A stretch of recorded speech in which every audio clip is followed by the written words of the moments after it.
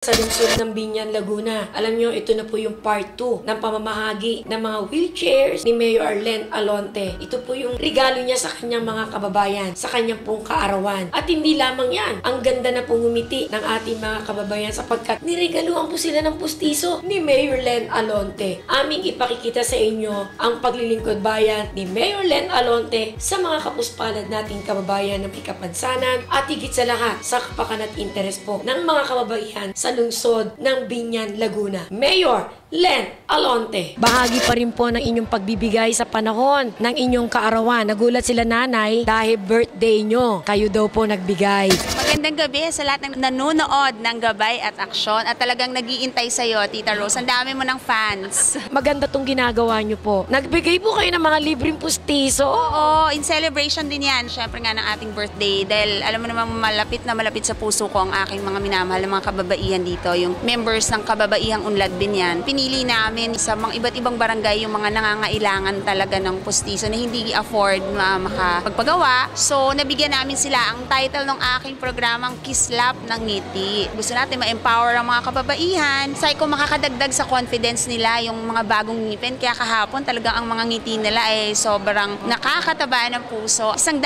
silang nakatanggap. Sinukatan, yung mga kailangan bunutan, binunutan muna, pinagaling. 1 month lang to, preparation. Buong month ng July. And ang kasama natin dito ay ang Philippine Dental Society Laguna Chapter sa pangunguna ng president nila na si Dr. Paul Alzona.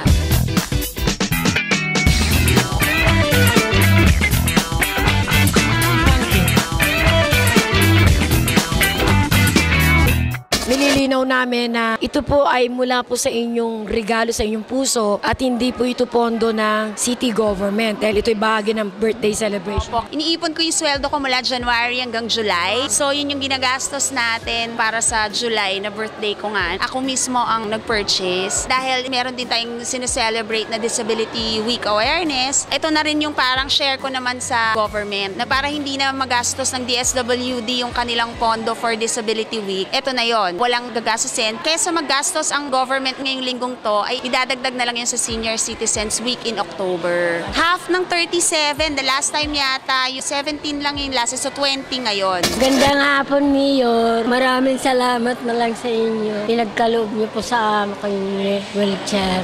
Mag-enjoy ho kayo, makakapasyal kayo ng SM. Meron ibibigay ang SM sa inyo kasi meron na hong itatayong Save More dito sa Binyan. Nagbigay ho ang Save More sa atin ng mga gift certificate. So, papabigyan ko kayo, Nay. Mayor, sunod-sunod ang programa po. Bukas ng umaga, may fun run pa kayo. Yes, bukas ay may fun run para yon sa tulong sa Alberto House. Yung proceed nun ay itutulong para sa pag-renovate o pagpapaganda pa. Actually, sa labas muna kasi yung loob is private property pa. Pinag-uusapan pa yon kung paano maidodonate sa government.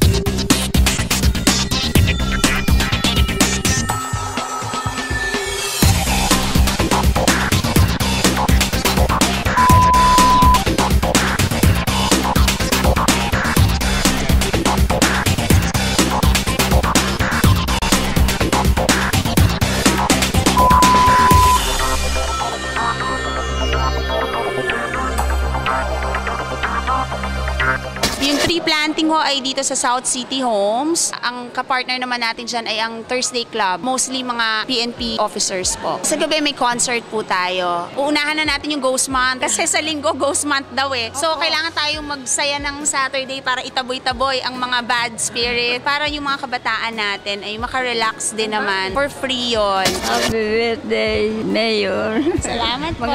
Maganda ka lang. Maganda po. Ay, maganda daw ako. Nay! Salamat po, Nay. Feeling ko dapat mag-exercise pa rin, wag laging sa wheelchair. Nagpapasalamat nga po ako ng marami kay Mayor Alonte at nagkaroon na uli ng wheelchair ang aking anak. Papasalamat po kami kay Mayor dahil nagkaroon na siya ng wheelchair. Wala po kasi kaming pang-check up. Wala po akong trabaho. Para po kay Mayora, maraming salamat po at nabigyan po ng wheelchair yung anak ko. Ganda-ganda ng wheelchair mo. Maraming salamat po. Maraming salamat po, Mayor. Happy birthday. Ang swerte naman ni Nanay, 84. May bagong wheelchair ngayon. Ngayon lang ako nagkaroon. Mayor, happy birthday ho sa karawan niyo. Maraming salamat na lang po. Ano sakit ni Nanay? Umatake yung diabetes niya, kaya yung mata niya Mayor, kung pwede ho, matulungan niyo po ako. Kahit sa pagkain ho, kasi yung anak ko ho, walang trabaho.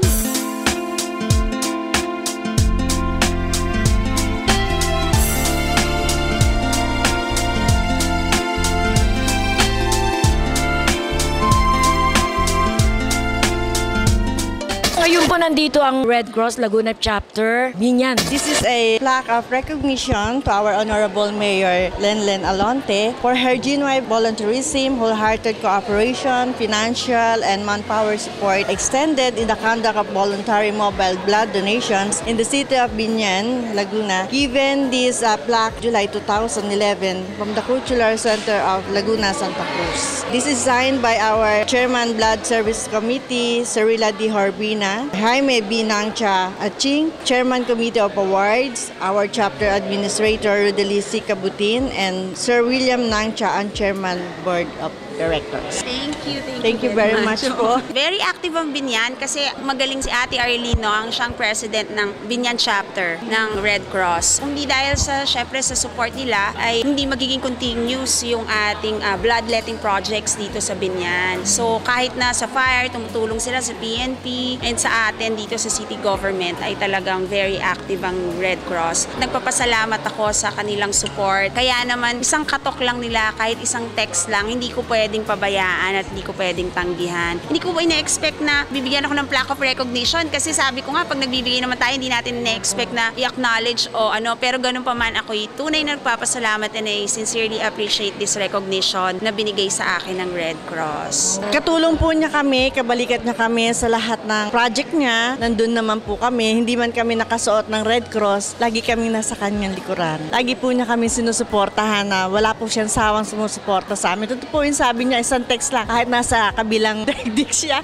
nate-text namin siya, nahihinga ng tulong. Mula sa Red Cross, sa pamilya ng Red Cross dito sa Binyang, Unlad Binyan, Action Binyan. Talagang salamat ho sa lahat ng inyong panalangin kasi hindi ko ho makakayanan lahat ng mga responsibilidad ng isang punong lungsod o ina ng bayan kung hindi ho dahil sa inyong mga panalangin at suporta. Sana wag ho kayo magsawa sa akin at asahan po ninyo na hindi rin ho ako magsasawa na itaguyod kayo, tulungan kayo at mahalin kayo habang ako ang nangdirito sa ating lungsod. Patuloy ho tayo magsama-sama, Unlad Binyan, Aksyon Binyan.